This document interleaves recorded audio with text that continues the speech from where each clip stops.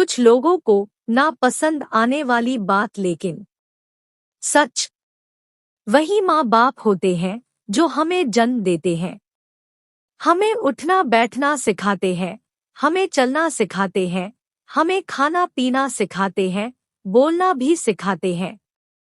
और मजे की बात तो ये है, इसके बदले वो हमसे किसी चीज का लालच नहीं रखते हैं। हमारा भी फर्ज होता है उनको खुशियां देना, लेकिन सब एक जैसे नहीं होते हैं। कहानी को शुरू करते हैं। बात उन दिनों की है जब सब साथ रहा करते थे, एक परिवार की तरह जिसमें माँ पिता, उनके 3 बेटे और 2 बेटी रहा करती थी। उम्र के साथ साथ एक दिन ऐसा भी आता है जब उनके बड़े बेटे की शादी होती है। घर में काफी खुशी का माहौल होता है, लेकिन भगवान को कुछ और ही मंजूर था।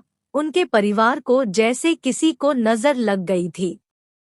बड़े भाई की शादी के कुछ दिन बाद तक तो सब साथ रहे, लेकिन उसके बाद घर में खटपट होने लगी। कभी बहू माँ पिताजी पर इल्जाम लगाए तो कभी घर के बाकी लोगों पर, जो बिल्कुल झूठे थे। तुम्हारी माँ मुझे आराम नहीं करने देती है, मैं थक जाती हूँ पूरा दिन, कभी कपड़े धो, खाना बना, बर्तन धो, कब तक मैं पूरे घर का काम करूँगी, हम अलग हो जाते हैं। रोज बहू अपने पति को भड़का देती थी। ऐसे ही समय बीत रहा था। अब घर में एक नन्ही परी भी आ चुकी थी, जिसका नाम घर की लाडली बड़ी बेटी ने रखा था, त्रिशु। भुआ भतीजी का आपस में बड़ा प्रेम और लगाव था, लेकिन त्रिशु की माँ को ये बात पसंद नहीं थी। समय बीतता गया, जैसे तैसे करके अब 3 साल पूरे हो चुके थे। अब घर में पहले से भी ज्यादा खटपट होने लगी थी। आखिर में वो हुआ जिसकी इस परिवार ने कभी उम्मीद भी नहीं की थी। बहू और बेटे ने फैसला किया कि वो इस घर को छोड़कर अपनी जिंदगी अलग शुरू करेंगे, लेकिन घर वालों को मंजूर नहीं था। उस माँ का कलेजा फट गया था जब ये बात माँ तक पहुंची। पिताजी भी चुप चुप रहने लगे थे। त्रिशु की भुआ भी सहम गई थी, यह सब क्या हो रहा है। अब वो दिन आता है जिस दिन बड़ा बेटा सामान बांध कर जाने को तैयार था। बहू खुश थी कि अब जान छूटेगी, रोज रोज झूठा इल्जाम नहीं लगाना पड़ेगा। त्रिशु की भुआ अपने भाई के पैरों में गिर जाती है कि ऐसा मत करो, पड़ोसी सब देख रहे होते हैं, खुश हो रहे होते हैं और बातें कर रहे होते हैं कि बताओ बेटा तो बहू के जाल में फंस गया है। पिताजी बोलते हैं, बेटा एक बार फिर सोच ले। बेटा बिना कुछ सोचे समझे, बिना कुछ बोले, अपनी झूठी पत्नी पर विश्वास करके अपना घर छोड़ देता है।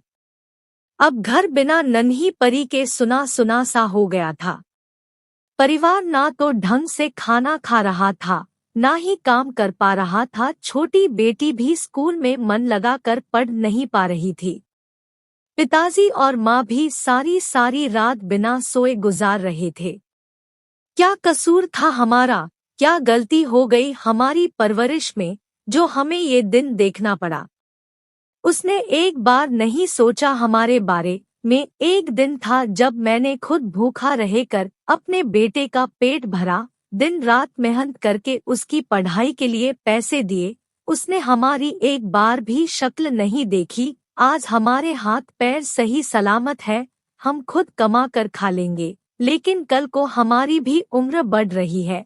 जवानी से आज तक खुद कमा कर खा रहे हैं और अब भी हमें खुद करके खाना पड़ेगा। मैं तो बहू को ये भी नहीं बोलती थी, बेटा मैं बाहर से आई हूँ, मुझे एक गिलास पानी दे दे या मेरे हाथ पैर दबा दे। पिताजी माँ से बोलते हैं, तुम चिंता ना करो, सब ठीक हो जाएगा। थोड़े दिन बाद सब अपने अपने दिल को समझा लेते हैं कि जो होना था हो गया, अब जाने वाले को याद करके बाकी की जिंदगी को क्यों खराब करना।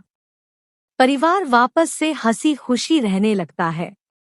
माँ और पिताजी यही उम्मीद में अपनी जीवन बिता रहे हैं कि बाकी बच्चे भी ऐसा ना करें। उम्मीद पर ही दुनिया टिकी है। माँ पिताजी हर किसी को नसीब नहीं होते, और जिनको होते हैं उनको कद्र नहीं होती। कहानी पूरी सुनने के लिए आपका शुक्रिया। इस कहानी को ज्यादा से ज्यादा शेयर करना ताकि किसी की औलाद ऐसा ना करे।